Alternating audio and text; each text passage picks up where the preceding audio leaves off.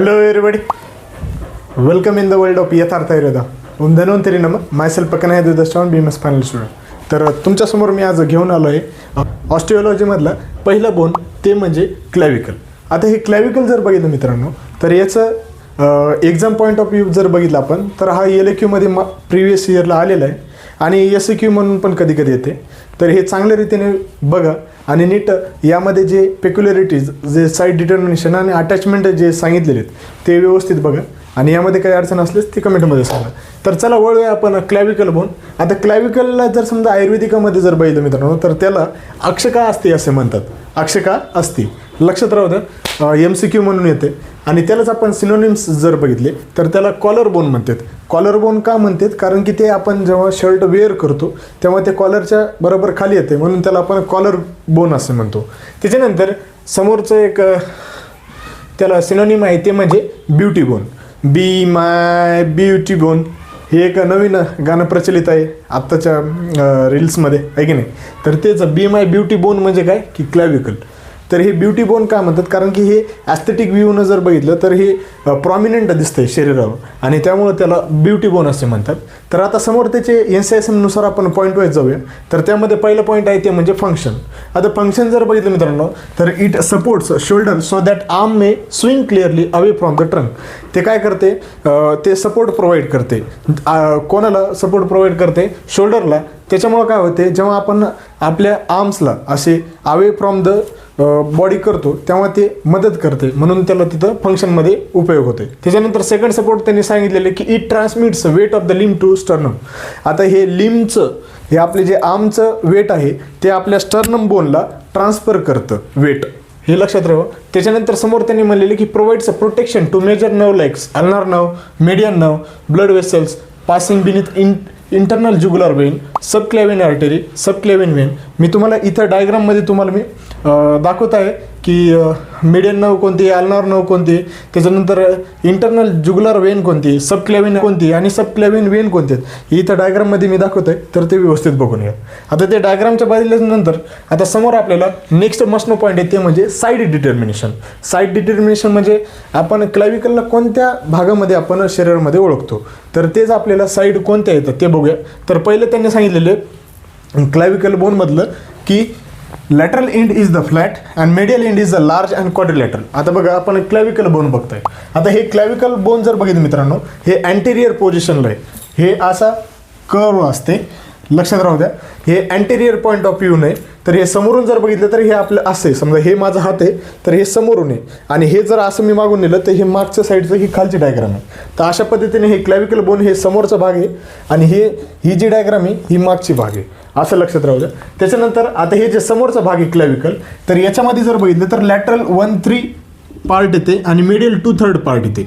आता ते lateral end जे आहे मित्रांनो ते फ्लॅट आहे. लॅटरल एंड कसं आहे? हे लॅटरल एंड फ्लॅट आहे.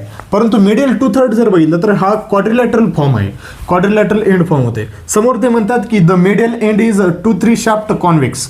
आता जे मिडियल एंड आहे मित्रांनो हे 2-3 शाफ्ट कॉन्व्हेक्स फॉरवर्ड आहे, कॉन्व्हेक्स फॉरवर्ड आहे, लक्षात ठेवा. त्याच्यानंतर and lateral 1/3 shaft concave forwards. आता हे लॅटरल 1/3 शाफ्ट कॉन्केव्ह फॉरवर्ड आहे, म्हणजे ही कॉन्केव्ह आहे, ही कॉन्व्हेक्स आहे, लक्षात राहू द्या. Medial 2-3 part is convex forward आणि lateral 1/3 part is concave forward. हे समजल्यानंतर समोर त्यांनी सांगितलेलं की कोनॉइड ट्युबरकल इज इन्फेरियरली. आता हे जेव्हा आपण समजा त्याच्या मागच्या बाजून जर क्लॅव्हिकल बोन घेतला म्हणजे असा भाग, तर इथं आपल्याला म्हणजेच हे बघा इथं कोनॉइड ट्युबरकल म्हणून आपल्याला प्रामुख्याने दिसते, प्रॉमिनंट रिज. त्याच्यानंतर त्याच्या खाली त्यांनी सांगितलेले की सबक्लॅव्हियन ग्रू इन्फेरियरली. तर इथंच ती आपल्याला सबक्लॅव्हियन ग्रू ही मागच्या साईडला आपल्याला तिथं प्रॉमिनंट दिसते. अशा पद्धतीने त्यांनी साईड डिटर्मिनेशन त्यांनी सांगितलेलं आहे. आता समोर जर बघितलं मित्रांनो तर हेच डायग्राम मी तुम्हाला हीच तुम्हाला 3Dचे जे SD पिक्चर आहे ते मी इथं दाखवतो, ते बघा. त्याच्यानंतर आता समोर जर बघितलं तर समोर येतं मित्रांनो ते म्हणजे peculiarities of clavicle, peculiarities of the clavicle म्हणजे त्यांचे वैशिष्ट्य काय आहेत क्लॅव्हिकलचे, तर ते बघूया. तर त्यामध्ये पहिले आहे की it is the long bone lies horizontally.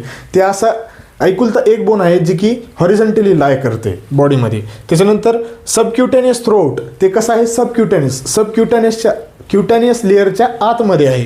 त्याच्यानंतर it is the first and only long bone which ossifies in membrane. It is the first bone, जे की असा बोन आहे की ती पहिलं बोन असं आहे की ती ऑसिफिकेशन स्टार्ट करते, आणि असा एकुलता एक लॉंग बोन आहे जे की मेम्ब्रेनमध्ये ऑसिफाय होते.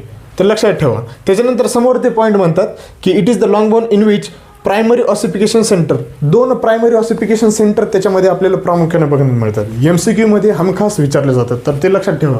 त्याच्यानंतर समोर ते म्हणतात की त्याच्यामध्ये मेडुलरी कॅव्हिटी नसते, मेडुलरी कॅव्हिटी त्यामध्ये प्रेझेंट नसते. त्याच्यानंतर it is occasionally pierce by supraclavicular nerve. आता ते सुप्राक्लेविक्युलर नर्वनं ते काय होते, पियर्स होते, म्हणजे त्याच्यातून सुप्राक्लेविक्युलर नर्व पास होते. लक्षात ठेवा. त्याच्यानंतर समोर ते म्हणतात it is the only bone which is attach between अपर लिम अँड द ॲक्झियल स्केलेटन. हे आपले जे समजा ॲक्झियल स्केलेटन आहे आणि जे आपली लिम्स आहेत अपेंडिक्युलर स्केलेटनमधली, तर ते एकुलता एक बोन असं आहे की ते ॲक्झियल स्केलेटन आणि अपर लिमला जोडलेलं आहे. तर हे इथं त्यांनी पेक्युलरिटीज ऑफ द क्लॅविकल सांगितलेले आहेत. इथपर्यंत समजलं का? आता हे होतं एकदम बेसिक, आणि हे हमखास वायवामध्ये त्याच्यानंतर SCQ पण विचारले जाऊ शकतात, त्यामुळं त्या दृष्टिकोनातून हे नीट समजून घ्या. आता इथपर्यंत तुम्हाला समजलं का? आता समोर आपल्याला त्यांच्यासाठी काही सेक्स डिफरन्स ऑफ द क्लॅविकल हा पॉईंट आहे ते बघूया.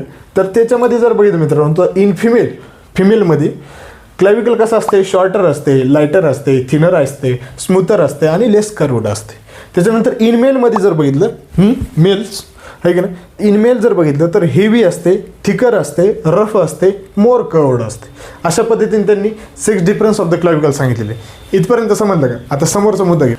आता समोर आपल्याला एक मस्नो पॉईंट आहे, ते म्हणजे आर्टिक्युलेशन ऑफ क्लॅविकल. आर्टिक्युलेशन म्हणजे काय मित्रांनो, एखादा बोन दुसऱ्या बोनसोबत एखादा जॉईंट फॉर्म करत आहे, तर त्याला आपण आर्टिक्युलेशन असे म्हणतो. आता आर्टिक्युलेशन आता क्लॅविकल कोणत्या बोनसोबत फॉर्म करते, तर त्याच्यामध्ये येते ते म्हणजे एक स्टर्नम आणि दुसरा म्हणजे स्कॅपुला. आता स्कॅपुला आणि स्टर्नम यांच्यामध्ये कोणतं आर्टिक्युलेशन फॉर्म करते ते बघूया. तर आता याच्यामध्ये जर बघितलं तर आपल्याला माहिती आहे, तर पहिलं त्यांनी सांगितलेले middle end of the clavicle articulates with manubrium of sternum form sternoclavicular joint. आता मीडियल एंड, आता हे जे आपला मीडियल एंड आहे, आता याच्यासाठी मी तुम्हाला इथं डायग्राममध्ये समजवत आहे. इथं तुम्हाला मी 3Dचं पिक्चर देईन, ते पिक्चर बघा आणि ते कम्पॅरिझन करून बघा. ओके.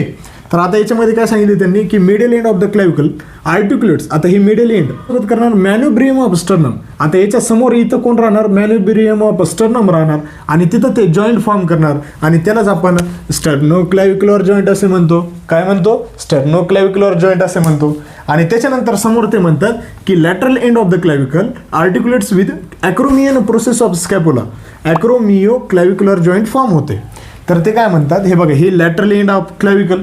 आता हे जे लॅटरल एंड ऑफ क्लॅविकल आहे मित्रांनो, याच्या खाली इथं ॲक्रोमियन प्रोसेस ऑफ स्कॅपुला असते. ॲक्रोमियन प्रोसेस ऑफ स्कॅपुला इथं डायग्राममध्ये तुम्हाला मी दाखवत आहे.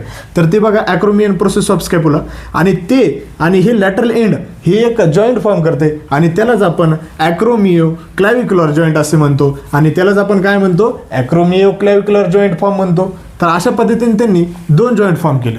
अजून एक ते जॉईंट फॉर्म करते, आणि ते कोणासोबत बघा. आता हे जे मिडियल एंड आहे मित्रांनो, medial end of the clavicle articulates with the first costal cartilage. हे जे medial end of the clavicle आहे, ते फर्स्ट कोस्टल कार्टिलेज म्हणजे पहिला रिब जे आहे आपल्या रिबकेजमधली, त्यांच्यासोबत एक जॉईंट फॉर्म करते, आणि त्याला आपण म्हणतो कोस्टोक्लॅविक्युलर जॉईंट. काय म्हणतो आपण त्याला? कोस्टोक्लॅविक्युलर जॉईंट. तर अशा पद्धतीने ते 3 जॉईंट फॉर्म करतात. तर ते लक्षात ठेवा. पहिला आहे. तर आता आर्टिक्युलेशन ऑफ अ क्लॅविकल जर बघितलं मित्रांनो, तर त्यांचं मिडियल एंड 2 जॉईंट फॉर्म करते. तर ते लक्षात ठेवा. Medial end articulates with manubrium of sternum, it forms sternoclavicular joint.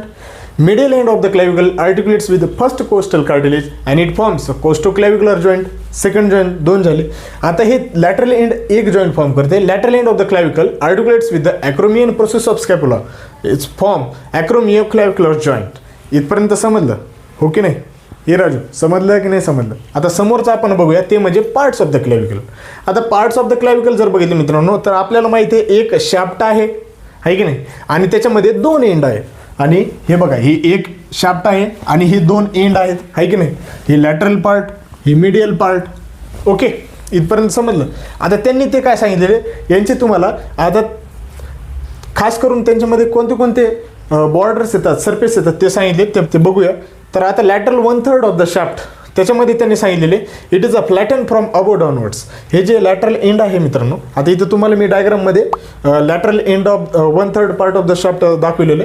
तर त्याच्यामध्ये बघा हे फ्लॅटन फ्रॉम अबो डाऊनवर्ड्स आहे, फ्लॅटन फ्रॉम अबो डाऊनवर्ड्स आहे. आता त्याच्यामध्ये 2 बॉर्डर असतात. 2 बॉर्डर कोणते? ही बघा, ही समोरची अँटेरियर बॉर्डर आणि ही पोस्टेरियर बॉर्डर. म्हणजे समजा हे आपलं क्लॅविकल बोन असलं तर ही अँटेरियर बॉर्डर आणि ही मागची पोस्टेरियर बॉर्डर, अशा पद्धतीनं. त्याच्यानंतर अँटेरियर बॉर्डर जे आहे मित्रांनो ते काय करते? कॉन्केव्ह फॉरवर्ड फॉर्म करते. हे अँटेरियर बॉर्डर कॉन्केव्ह फॉर्म करते आणि पोस्टेरियर बॉर्डर काय करते? कॉन्व्हेक्स बॅकवर्ड फॉर्म करते, कॉन्व्हेक्स बॅकवर्ड फॉर्म करते. इथं तुम्हाला डायग्राममध्ये ते मी दाखविले. ओके. त्याच्यानंतर यांच्यामध्ये 2 सरफेस असतात. तर 2 सरफेस कोणते कोणते? आता हे जर आपलं क्लॅविकल बोन आहे तर हे वरचा सुपिरियर सरफेस आणि हे खालचा इन्फिरियर सरफेस. तर हेच सुपिरियर सरफेस आणि हे इन्फिरियर सरफेस. तर आता ते काय करते की सुपिरियर सरफेस सबक्युटेनियस असते, याच्या वरी काय असते? सबक्युटेनियस लेअर असते. इथं डायग्राममध्ये बघा. त्याच्यानंतर पोस्टेरियर इन्फिरियर सरफेस जे असते त्याला एक इलिव्हेशन असते आणि हे बघा, हे इलिव्हेशन दिसायला तुम्हाला. हे इलिव्हेशन म्हणजेच काय? कोनॉइड ट्युबरकल, कोनॉइड ट्युबरकल. त्याच्यानंतर त्याच्यामध्ये एक रिज प्रेझेंट असते आणि ही रिज कशासाठी असते? ट्रॅपेजॉइड रिज म्हणून ओळखल्या जाते. लक्षात ठेवा, इथं एक इलिव्हेशन असते त्याला आपण कोनॉइड ट्युबरकल असं म्हणतो आणि इथं जे एक रिज फॉर्म होती त्याला आपण ट्रॅपेजॉइड रिज फॉर्म असे म्हणतो. आता हे बघा, यांची रिज कशामुळे फॉर्म झाली आणि कोनॉइड ट्युबरकल काय मदत करते हे समोर आपल्याला अटॅचमेंट्समध्ये बघायचं आहे. तर हे काळजीपूर्वक समजून घ्या. आता हे जे lateral 1/3 part of the shaft होतं तुम्हाला मी इथं 3D डायग्राममध्ये पण दाखवलं आणि इथं पण समजून सांगितलं.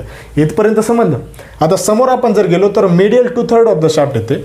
आता मीडियल 2/3 ऑफ द शाफ्ट, आता याचं जर बघितलं मित्रांनो तर हे राऊंडेड आहे. कसं आहे? हे राऊंडेड आहे आणि त्याला 4 सरफेस आहे. तर आता ही क्लॅविकल बोन आहे, याचं जर बघितलं तर हे सुपिरियर सरफेस, वरचा खालचा इन्फिरियर सरफेस, समोरचा अँटेरियर सरफेस आणि मागचा पोस्टेरियर सरफेस. तर हेच लक्षात ठेवा, या डायग्राममध्ये हे वरचा सुपिरियर सरफेस, हे पोस्टेरियर सरफेस, अँटेरियर सरफेस आणि हे खालचा इन्फिरियर सरफेस.